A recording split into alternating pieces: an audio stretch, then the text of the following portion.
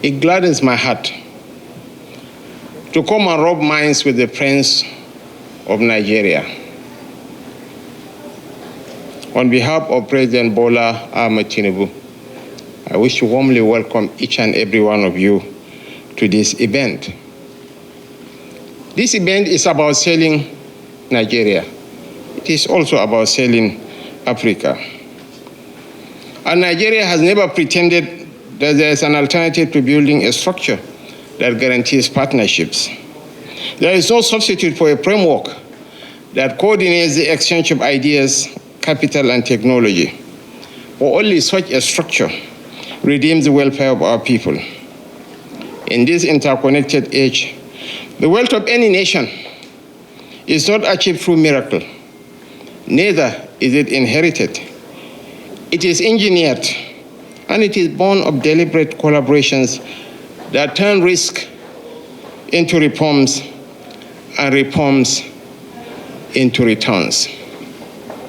Here in our midst is the Minister of Investment of the UAE, one of the fastest growing economies in Asia.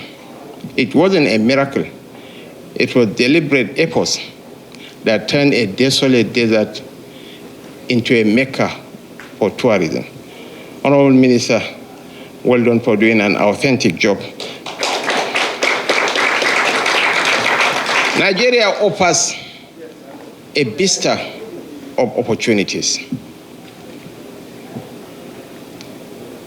Beyond being the largest economy in West Africa, we are the largest consumer market in Africa with 236 million people and growing. And by 2050, we will be the third most populous nation on earth. We are going to surpass the United States. And the beauty of the Nigerian nation is that our median age is 16.9, with 58% of our population below the age of 30. So the anticipated demographic bulge, we can turn them into demographic dividends, not the much peer demographic disaster that will consume all of us. No. I always cite the study meant by comparing a global consultancy firm that said that by 2035, there will be 65 million global talent deficits. The United States, Russia, and Brazil will each suffer from 6 million talent deficits. And Nigeria is in a unique position to tap into these potentials. There are more English-speaking people in Nigeria than in India. And last year, India generated over $100 billion from BPO alone. And what was the highest we have ever earned from the process of oil? The highest Nigeria has ever earned from the process of oil was $25 billion under President Jonathan in 2011.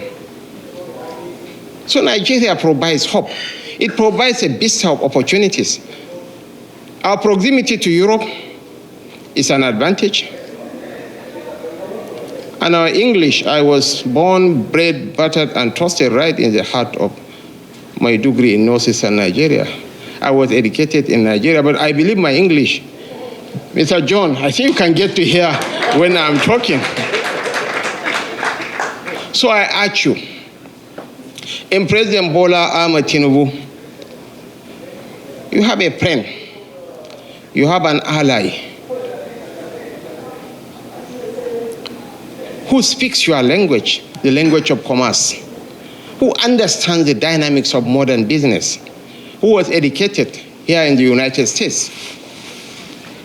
And he's a man of courage and conviction. Hitherto, previous governments were just pushing the ball down the corridor. Nobody was willing to bite the bullet. Nobody was willing to take risk. In our first day in office, he took the greatest gamble that any Nigerian leader had ever taken in the past 50 years. It wasn't part of his speech. It was at the inauguration ceremony that he announced the withdrawal of fuel subsidy.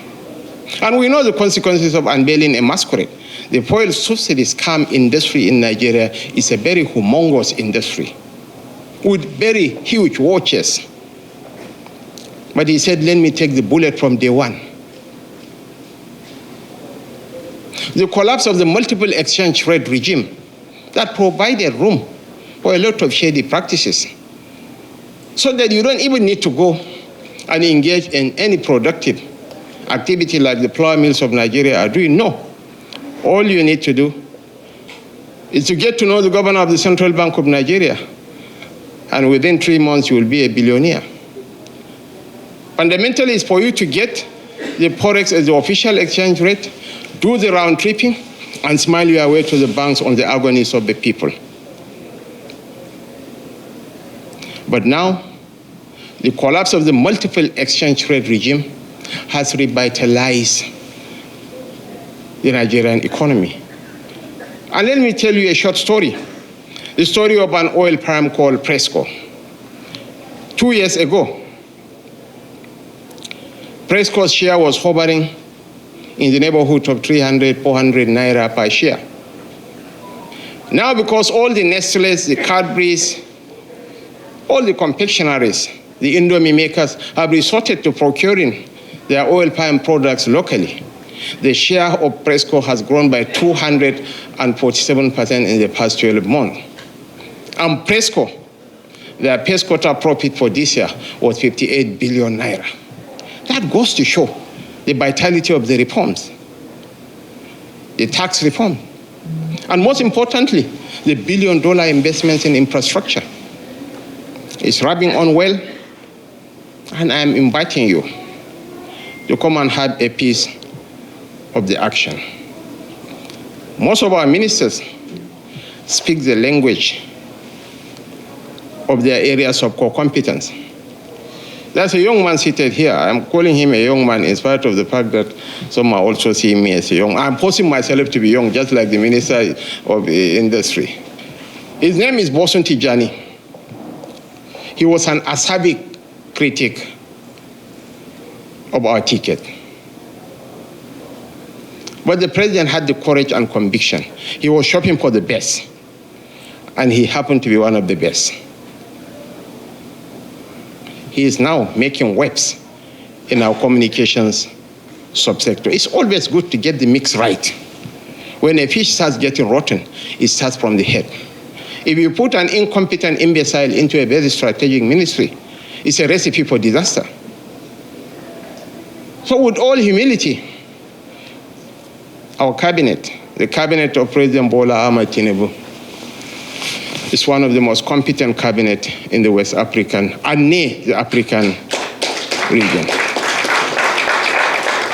I want to thank you most sincerely from the bottom of my heart on behalf of my boss, who ought to be here. I have a prepared speech, but I said, no, let me speak from the heart. Because sometimes when you speak from the heart, it conveys greater meaning and depth than reading a sterile prepared speech. So I want to thank you. I want you to continue believing in Nigeria, because the trajectory of global growth is facing Africa, and Nigeria will make or mar that transition. 1 out of every 4 black men is a Nigerian. And by 2050, 1 out of every 3 black men will be a Nigerian. And by the end of the century, 1 out of every 2 black men will be a Nigerian. Of the 10 unicorns in Africa,